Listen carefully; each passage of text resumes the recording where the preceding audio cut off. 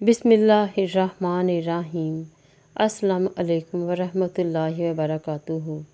اے ہمارے مہربان رب، ہمارے خالی دامن کو اپنی رحمت سے بھر دے، آمین۔ رشتے گھڑی کے الارم نہیں ہوتے کہ جب چاہا سیٹ کر لیا۔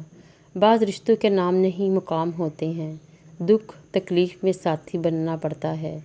راہ جدا تو کوئی بھی کر سکتا ہے، راہ ملانا کسی کسی کو آتا ہے۔ دعائیں کہتے ہیں دعاؤں میں اب اثر نہیں رہا۔ میں بتاؤں دعائیں کب اثر کرتی ہیں؟ جب انہیں صبر کی مہر لگا دی جائے۔ صبر یہ نہیں کہ اللہ تعالیٰ سے مانگنا چھوڑ دو، صبر تو یہ ہے کہ لوگوں سے کہنا چھوڑ دو۔ انسان جب ٹوٹتا ہے تو سوائے رب کے کوئی اس کی آواز نہیں سنتا، اور ٹوٹی ہوئی چیزوں میں لوگ صرف تجسس رکھتے ہیں، جبکہ اللہ تعالیٰ ٹوٹی ہوئی چیزوں سے محبت کرتا ہے۔ دعاؤں کو صبر کی چادر پہنا کر دیکھیں، یہ کیسے سائبان بنتی ہیں۔ دل کا بگاڑ 6 چیزوں کی وجہ سے پیدا ہوتا ہے۔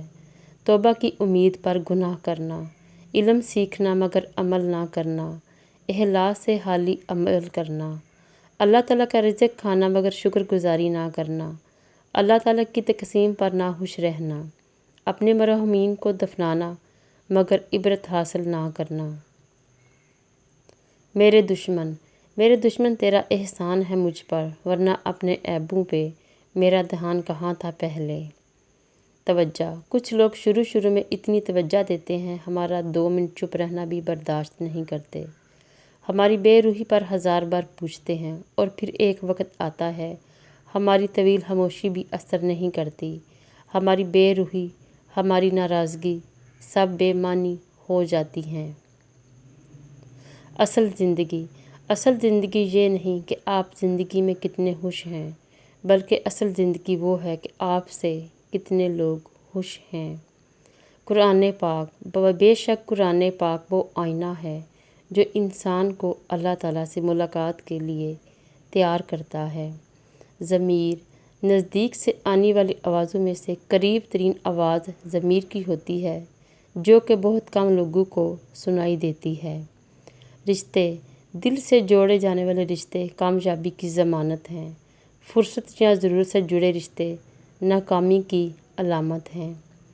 تنہائی جو لوگ ہمیشہ ساتھ رہنے کا یقین دلاتے ہیں، انسان اکثر اپنی تنہائی میں انہیں ڈھونڈتا رہ جاتا ہے۔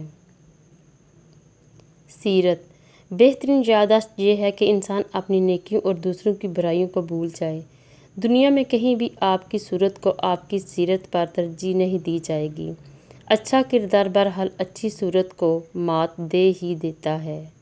وقت بدلنے میں زیادہ دیر نہیں لگتی، بس ذرا صبر سے کام لے۔ دعا اللہ پاک آپ کو دشمن کے شر اور ان کی نظر بد اور بد دعاؤں سے محفوظ رکھے اور اپنی حفظ و امان میں رکھے، آمین۔